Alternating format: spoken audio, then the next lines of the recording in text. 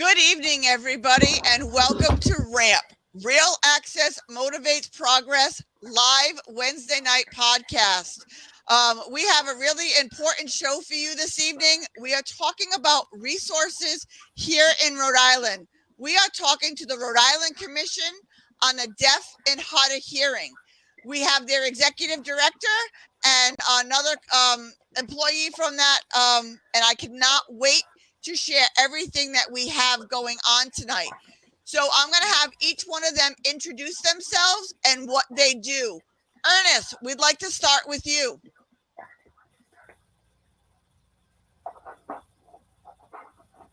Hi. My name is Ernest Covington III, and I am the Executive Director of the Rhode Island Commission on the Deaf and Hard of Hearing. I started working here in October of 2019. I've been here about 2 years and 3 months now. So my responsibilities really are to make sure that the Rhode Island Commission advocates for deaf and hard of hearing people who need services, to make sure that their rights are met. And so the commission is really kind of a one-stop center, meaning that we provide resources and information to deaf and hard of hearing people to meet their needs. They contact us and we provide resources to them. And we make sure that they're able to contact the appropriate person or the appropriate place. And so I refer people who contact me to those places and services for them to be able to meet their needs. We also have an interpreter referral service here in the commission, meaning that many people or agencies need interpreters here in the state and they contact us. And then we have a referral service and we distribute that information to the interpreters in the state and around the country who can bid on those jobs. And you have to understand, however, that interpreters are not under our commission. The interpreters are independent contractors. And so we just receive the requests and then we send those out to the interpreters on our list.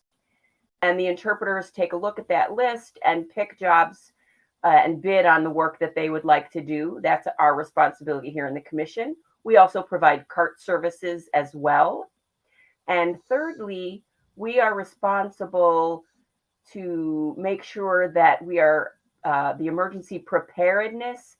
We have an emergency preparedness communication access program, meaning that if there's a crisis here or any kind of situation that comes up in the state, we make sure that we get that information accurately and we provide interpreters or we provide communication access, including captioning and different resources that we have to make sure that people have access to the information. And in an emergency, like a press conference for the governor comes up, or there's any kind of an event that happens here in the state, we have interpreters and we make sure that communication access happens. And that's part of our emergency preparedness plan.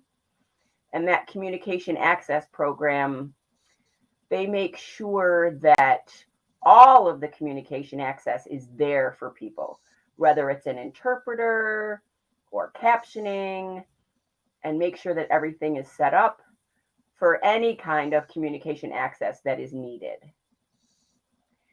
And that really applies to anything from the governor's office to state agencies or even on TV, really anything. We are here to ensure that communication access is provided. So we have a commission. There's a board of commissioners that I have 11 representatives on that board from very diverse areas, different groups. Some are deaf, some are hard of hearing, Some are people who use ASL. We have people who speak for themselves. We also have hearing people on the commission. And we must be inclusive and include all of those people to be able to represent the community. So that's also under the commission, those 11 board members.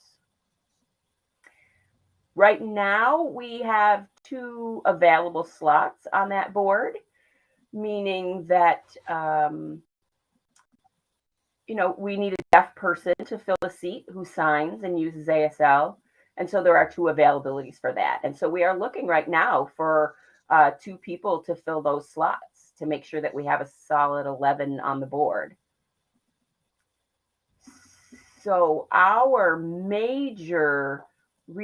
big goal is to make sure that we can improve the lives of deaf and hard of hearing people and make sure that their quality of life is really equal to everyone else's. We want to make sure that there's that equality and fairness in communication and make sure that people have that access for everything and really make sure that it's equal access to everyone, whether it's hearing people, deaf people. That's my responsibility. There's actually one more thing as well.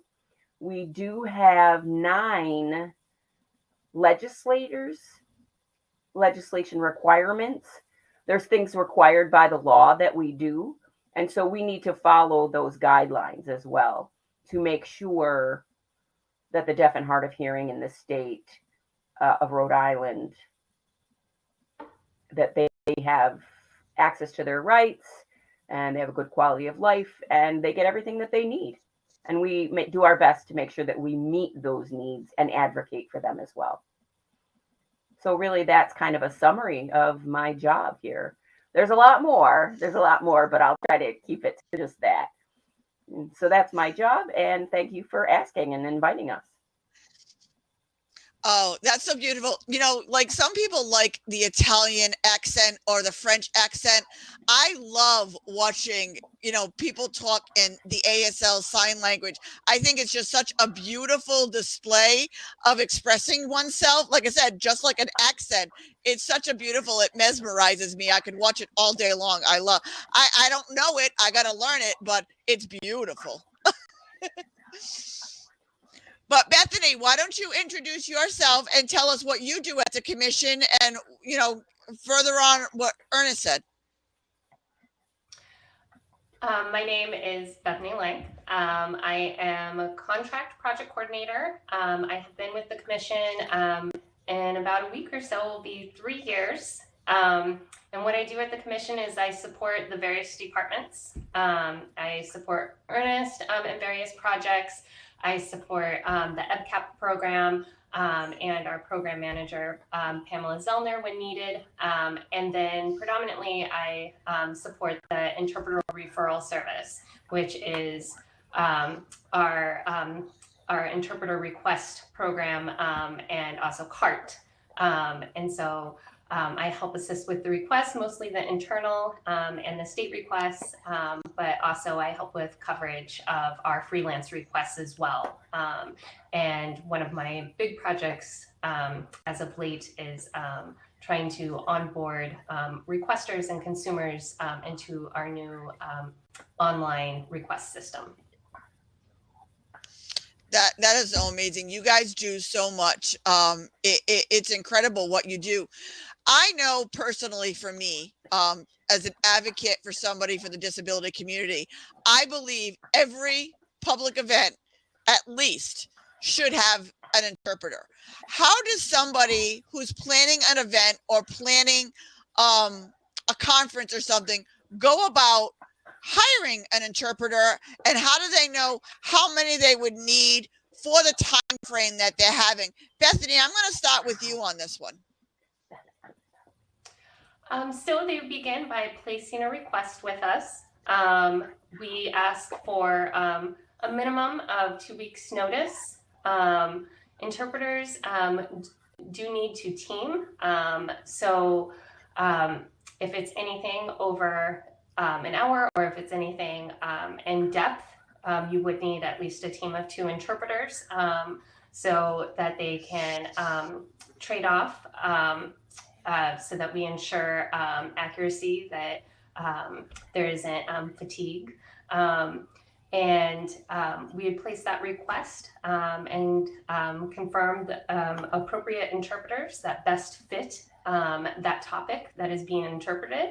And then we would confirm them and reach out to you to let us know that that is secured. And if you need any further support, we're here for you.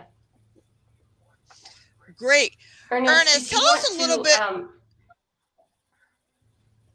Yeah, I'm gonna further with Ernest. Ernest, tell me a little bit more about that and why somebody should definitely at a public event have an interpreter. Why is that so important?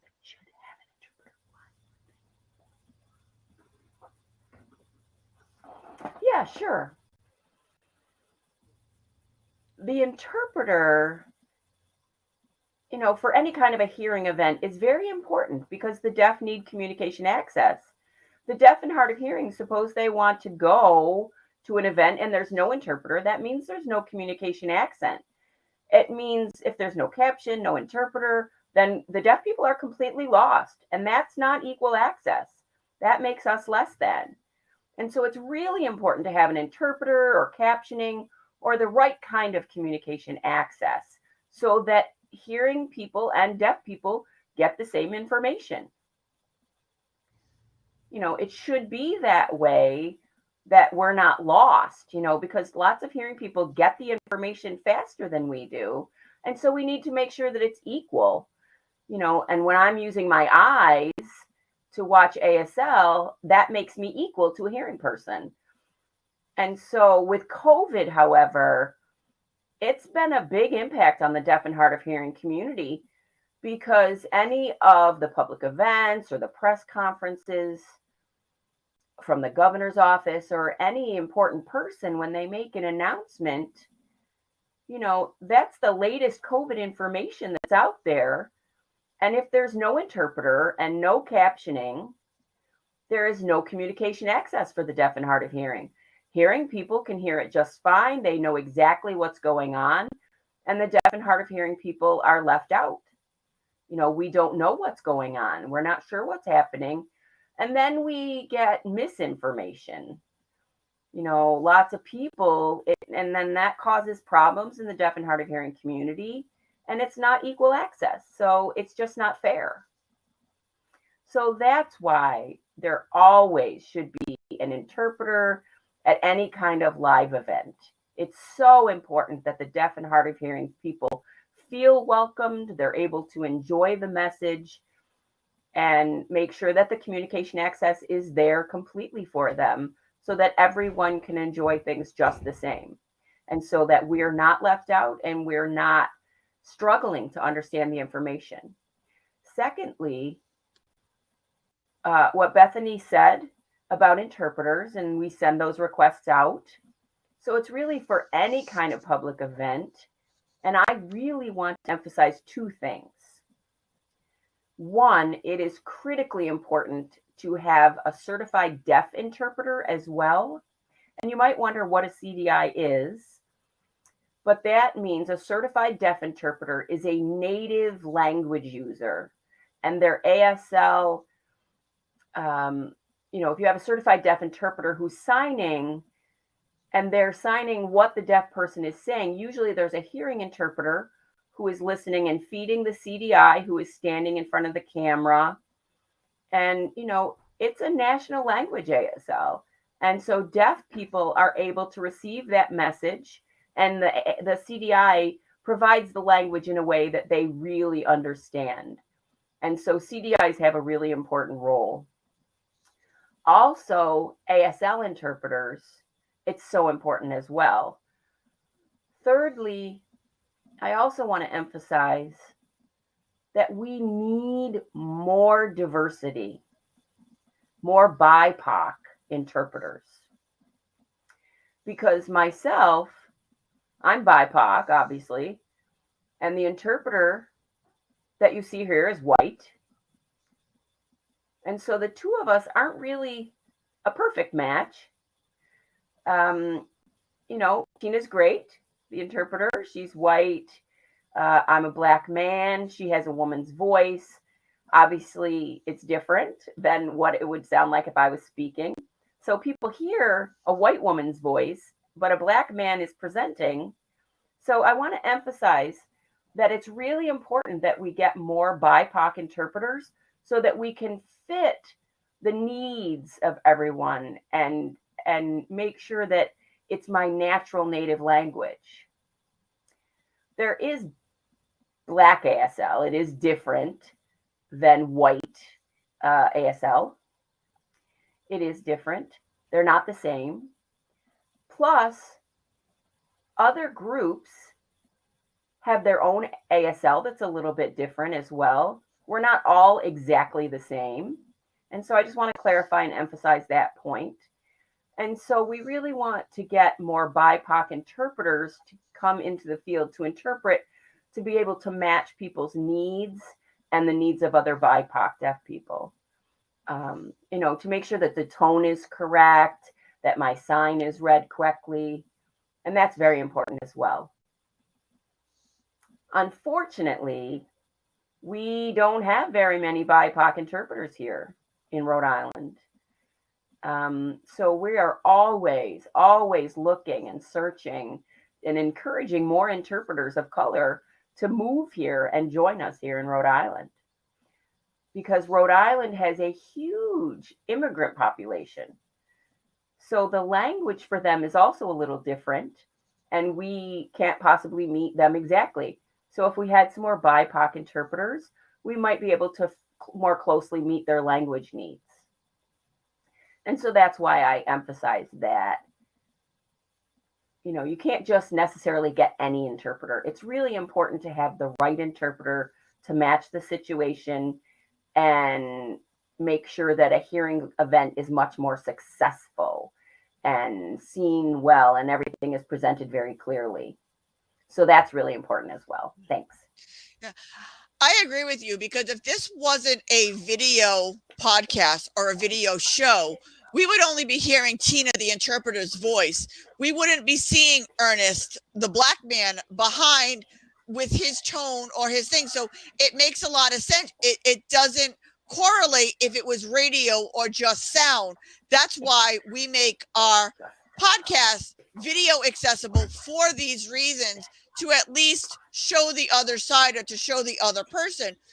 But equal access, I get it, because me as a person in a wheelchair, it's just like not being able to get into a building or not being able to participate with my chair. You could show up at an event and not be able to hear what's going on or not be able to participate. It's a really big thing that people need to understand. Bethany, can you give us some stats of the deaf and hard of hearing community here in Rhode Island? I mean, I know we get visitors from all over the country because we're the beautiful ocean state, but do you have any kind of idea of like how many people that you service throughout Rhode Island and what the population is? I would need some assistance. I know that Ernest would have a better understanding of that. I do have a general idea of the number of requests that we typically get in a year. And that's usually like a little under, a little above 5,000 ASL interpreter requests a year come through the commission.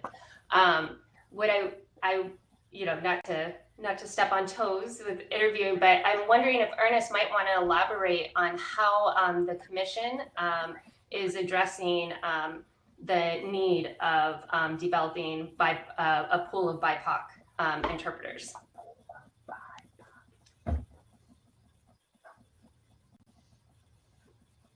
Sure. First of all, we have about 300,000 people with disabilities, but with hearing loss. That could also include, it depends on the degree of hearing loss. We have a lot of senior citizens who are aging and they have become deaf, or military personnel who have lost their hearing, perhaps from bombs and other things. So we really have to open it wide. We can't say specifically how many deaf and hard of hearing people use ASL, or who speaks for themselves, is oral, and people who are hard of hearing. We don't have those specific numbers, but we do have a general idea. Around 300,000 people have hearing loss in the state. So that's why we are always offering those services for deaf and hard of hearing people, and also people with hearing loss, who need help and just aren't sure where to find that help. And so they contact the commission, and we are able to help them with referrals and things. Bethany was talking about interpreters and needing more BIPOC interpreters. And I'm very excited to share with you that the commission has set up a program with Rhode Island College. It's a college program focused on hearing public health and equity, about healthcare access language. and equity. Healthcare access and exit. So that has been set up, probably in last September. And we have about 19 applicants who are going through this process. And it's really very cool because 50% of that group is BIPOC from all over the country. So all over the United States, they've joined this program at Rhode Island College for health equity. And so they get a certificate. It's a very nice program. So that's why we really, really need to grow the pool of interpreters. Not necessarily just BIPOC, but everyone. We only have about 30 interpreters in the state, in Rhode Island. So we are severely understaffed. And as Bethany said, there's about 5,000 requests that we get every year for interpreters. Wow. And it has gone up. That percentage has gone up recently, especially in healthcare fields, for doctors' offices, hospitals, really any specialty doctor. There are many deaf and hard of hearing people who need interpreters in those healthcare settings, and they need that access. So we have been getting a lot of requests from the medical field here in Rhode Island.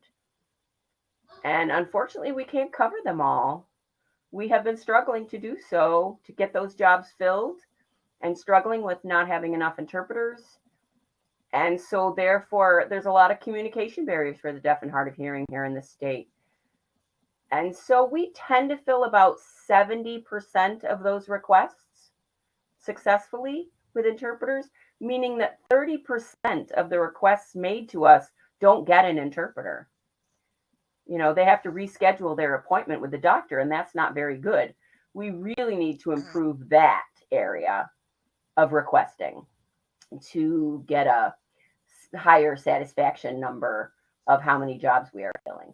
And I'll let you know that our interpreter referral service here has one full-time employee to cover all of those requests. So that's a lot of requests for one person, plus advocating for deaf people, plus that person also makes sure that the interpreters are paid and that the billing is done correctly. So really, that one person does all of that work. And we really appreciate the work that Bethany does to help support that person who's our full-time interpreter referral specialist. So, and now with this healthcare, we're having such a problem that we get requests from the governor's office, from state agencies, from colleges, really all over the state. And the issue is related to interpreting services. We need more. We need to find a way to get more interpreters so that we can confirm those jobs. And if there's a crisis that comes up, then we have to call and try to advocate for those deaf people. It's a lot of work. And so that is why that we have been asking the governor to increase our budget so that we could grow that pool of interpreters by having a larger staff in the interpreter service role, because we just have that one interpreter referral specialist. And so that has really impacted the commission and the work that we're able to do. I can imagine. Like I said, I want to connect you guys with somebody that I've been working with, the Better Connect Academy.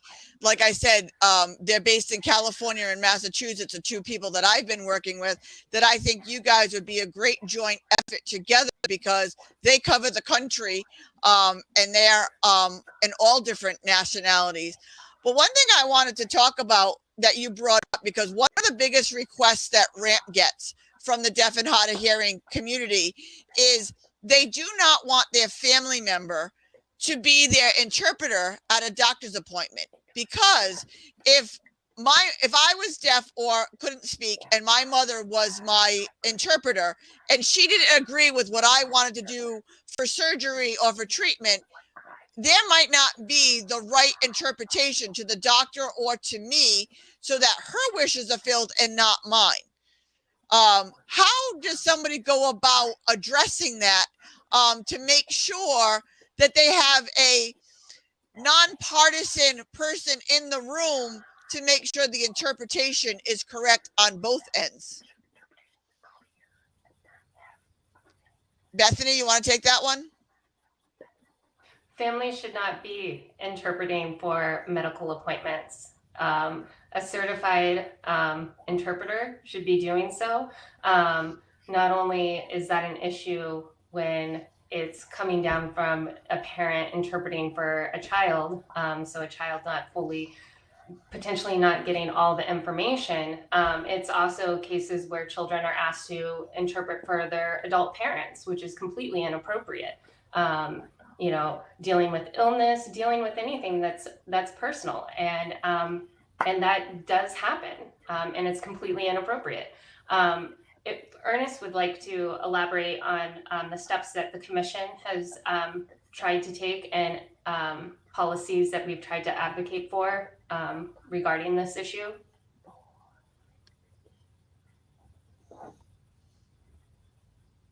Yes.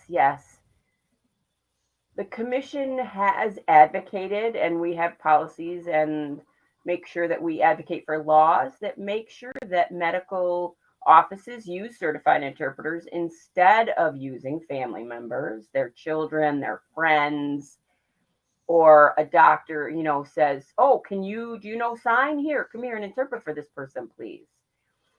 Or also maybe sometimes doctors write back and forth with deaf patients, or they'll ask the deaf person to lip read them. You can lip read me, right?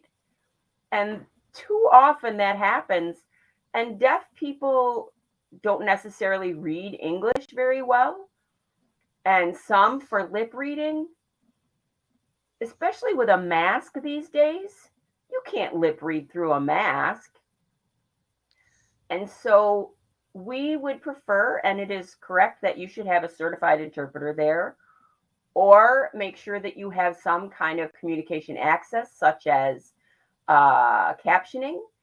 There's voice to text now that you could use for the doctor to be able to communicate. If you're using a family member or your child as an interpreter, when the doctor is speaking, the child's trying to interpret, or the family, their feelings and their emotions get involved sometimes, and that impacts the interpretation and what they sign. And that could impact the information that the deaf person is getting as a patient. And it means, if the doctor's trying to explain, something's going to happen, a family member certainly will be impacted by that, and they can't clearly communicate effectively. So me as a deaf person, I would be saying, what's wrong? What's wrong? If their facial expression changed or something, why do you look sad? Why do you look sad? And, they heard what the doctor said first, and then they're going to tell me, the deaf person, and I'm getting the information late, not at the same time the doctor said it. So they shouldn't be hearing that information first before I get to hear it. And so that's why, again, we should emphasize that you must use a certified interpreter or any other kind of communication access that is appropriate for that deaf or hard of hearing person to have clear access. And we can't emphasize that enough to the doctors. You cannot use family members. You can't use friends or their children or ask the deaf person to write back and forth or read lips. They must offer an interpreter. If the deaf person says, we can write back and forth, that's fine. But you need to make sure that the deaf person's rights are respected and they have the right to have an interpreter to make sure that they have clear communication access. And I do see that happen often. And so that really needs to stop.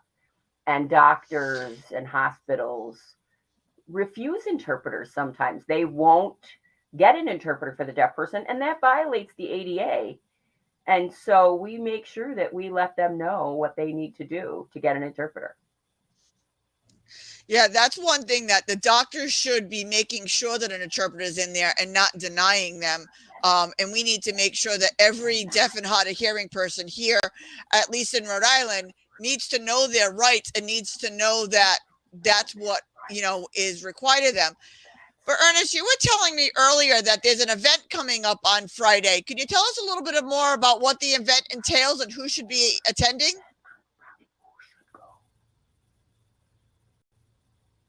Yes, thank you.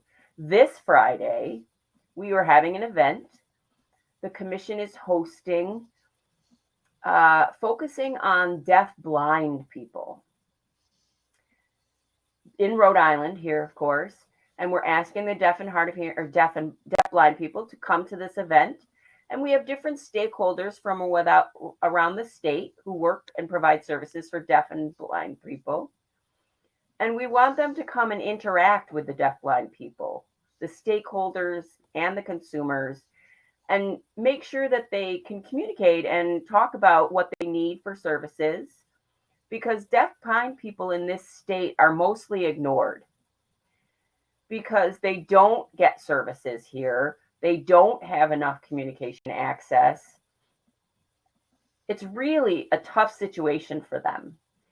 And especially during COVID, it has caused them to really be isolated and staying at home, and they don't know what's happening. They don't get the information. And so they've asked us for help. And so we're calling it support services. We need support service providers called SSPs. And there are none here in Rhode Island. And that's really an awful thing.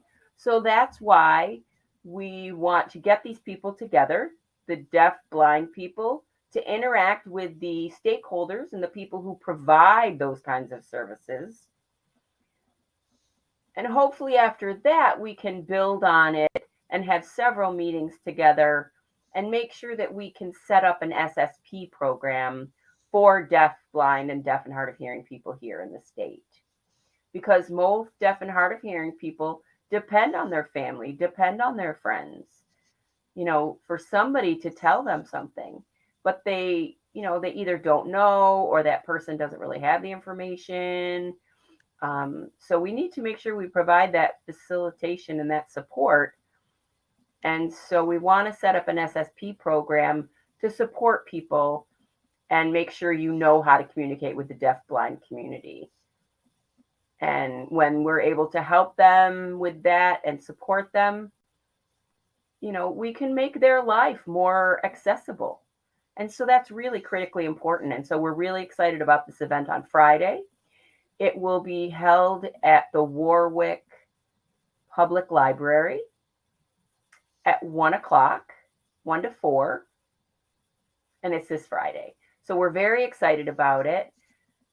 And it'll allow those people to be able to mingle with those stakeholders, and the stakeholders to learn more from the deaf blind people and describe their struggles, so that hopefully we can teach the stakeholders how to improve services and, improve the quality of life of deaf blind people in the state.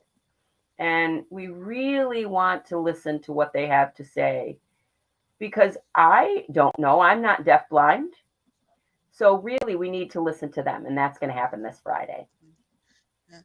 As a disability advocate myself, running an organization or a nonprofit, I would like to attend on Friday so I can learn how to direct questions that come my direction. So I would also like you to give me that information to post on all of my social media. So if anybody's watching my social media, they can attend on Friday as well. But if it's okay, I would love to attend on Friday because I want to learn. Because Yeah, that'd be how great. do you communicate with a deaf blind person? I mean, if they're blind, they're not looking at ASL. If they're deaf, they can't hear you. So it's mostly Braille. And what are some of the other, Bethany, can you fill in some of the blanks of what some of the other communication is? There's the close vision, there's the hand over hand, tactile communication. I'll let Ernest further elaborate on that. We do have a team of interpreters coming to this event on Friday. So there will be many, many interpreters able to work individually with each of the consumers, ready to share their experiences, and we're ready to listen. But if Ernest would like to elaborate further on that, various techniques.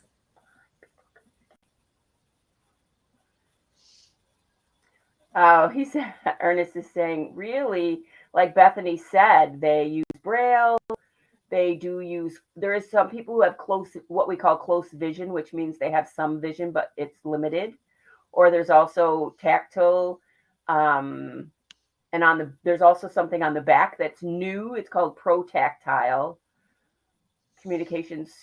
And also, you also have to make sure that everything is in large print for people who can read large print, and to make sure that the background is black, and so the deaf blind person can see and isn't getting any visual distractions if they can see a little bit. I'm really not the best person to explain about how deaf blind people communicate, because I'm not deaf blind, but I have noticed that deaf blind people really have a lot of needs in the state. And so they need more communication access. Well, I look forward to learning more. Yeah. Will they be videoing it so that way we can put it out on social media for those who can't attend in person on Friday? Is there going to be a video of it that we'll be able to share on social media, or could I video it? No, we're not going to record it. No, we're not going to record it. Okay. But I would love to share some of that information later on so that way people can connect and they know where to go. Bethany, how can people get in touch with the commission? If they didn't know, how can they get in touch with the commission? Well, they can start by visiting our website, which is cdhh.ri.gov. From there, you can find our contact information, the email contacts to the various department heads, to Ernest, to Pamela Zellner, our program manager, to Michael Baer, director of EBCAP, and Holly St. Pierre, our interpreter referral specialist. And also the contact to our VP for our main line, as well as they can shoot any of us an email if they have any questions or need any resources. Yeah, I am so excited about everything that I learned today, because I learned some things that I didn't know. In advocating, we all need to be working together because we all deal with a different population and we all overlap in some way. So if we're not working together, we're not being accessible and inclusive, because there could be somebody in a wheelchair. I wear dark glasses a lot of the time just because the light hurts my eyes. but people think that I'm blind driving a motorized wheelchair, so it's a little scary when they see me coming and they jump out of the way thinking I'm going to run them over. But I mean, it is what it is. So we need to all be working together so we can take away some of these scariness and hesitation from what they seem as the able-bodied community, so they can feel, because disability is the only minority that anybody can join at any time. And that's what people need to understand, of how fragile life really is. And you could lose your sight, you could lose your hearing, you could lose your ability to walk, talk, or do anything else. So having this communication and this partnership between all of us is so important. Now that we're nearing the end of the hour, Bethany, give us your last words to the wise that you want to leave people with. Ernest, we're going to give you that opportunity, but give us what you want to leave people with and what they should take out of this podcast tonight. Bethany, we'll start with you. Always provide equal communication access, provide certified interpreters. And if you need assistance with securing those interpreters, you can always contact us at the commission. And give us that contact information again. Give us that website one more time. cdhh.ri.gov. Perfect. Thank you. And Ernest, what would you like to say and leave everybody with? What is the profoundness that you want people to take from this podcast tonight, if nothing else?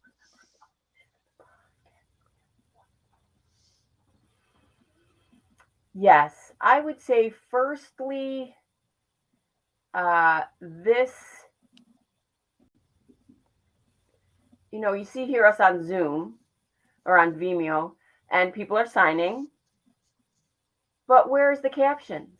See, there's no captions here tonight, so people might be looking for them. They're like, oh, where's the captions? Where's the captions? So I just noticed that's missing. And so that's one thing. Just to interrupt. And also, just to interrupt. If they turn off the volume, captioning comes up. We do have closed captioning.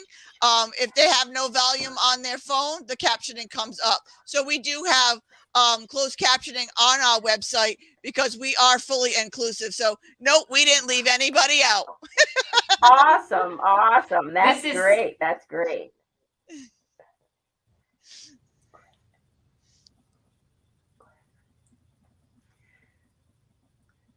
Social media, there are so many videos, but they don't have captioning, or there's no interpreter. So that's something that we would really like to see happen. Would really be wonderful if all social media, the videos, no matter what you post, if it was captioned, that would be much more inclusive. And also interpreters, how important it is to have interpreters. My last word probably for this podcast would be that deaf people can do anything except hear. So really, deaf and hard of hearing people, they're just regular people, the same as you and I. We can do anything, but we can't hear. And so it stops people. It's not appropriate. Hearing people think, that deaf and hard of hearing people, like that we're not able to function fully. But that's so not true. Deaf people and hard of hearing people can, as I said, do whatever they want to do. They can drive, they can become a doctor, a dentist, they can do anything. They can be a pilot, anything you can do. You just need to have communication access. That's the key. That's all we need is communication access. If we have communication access provided, deaf and hard of hearing people are completely equal to hearing people. We can do the same jobs, we can do the same tasks, but it is so important not to take away communication access from deaf people. That is just not acceptable. I completely agree with you. My biggest thing is don't judge a book by its cover, because more people judge me. Oh, you can't do that. You're in a wheelchair. I was swinging a sledgehammer last summer, knocking down walls, painting ceilings, all from my wheelchair, building my own Habitat for Humanity house. So anybody can do anything with the proper access. Normal people, as they say, if they can't read or they can't write or they're good at math or good at English, they need the accessibility to do the other job just as much as we do. Everybody needs an accommodation, no matter who you are. And with the proper communication, we could live a much peaceful, loving, wonderful world all together. And you're missing out on amazing people by not learning or seeing things from their perspective. I am so glad you guys joined me tonight. This was such a wonderful program, and I look forward to connecting with you. Like I said, I'm going to give you all of the information to the Better Connect Academy. I want to learn all about Friday, so I will see you all on Friday because I will be there at the event and connecting like this. So if anybody needs the Rhode Island Commission for the Deaf and Hard of Hearing, make sure you're contacting Ernest and Bethany. And if you're having any kind of an event, you never know. 300,000 people in our small state of Rhode Island is a lot of people that you're missing out on getting your message out there because they can't hear you.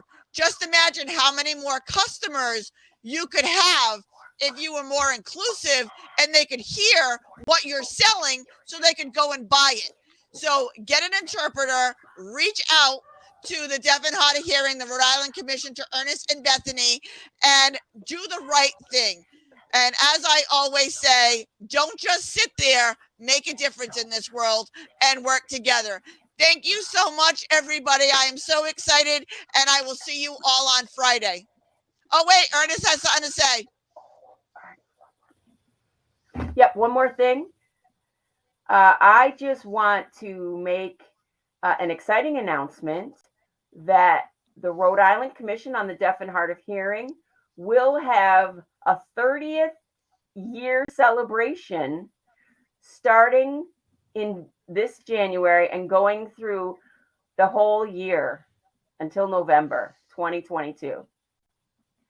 So that is our 30th anniversary. And we're very excited that the commission is standing strong. And anything that you have for a celebration, make sure you're tagging RAMP so it can get out to all of Rhode Island, because a lot of people follow us here, and we will get the word out to get as many people a part of this celebration. Congratulations on your 30th year. We are so excited to partner with you, and I look forward to working with both of you in the future. Have a great night, everybody, and we will see you here live next Wednesday night. Don't just sit there, make a difference.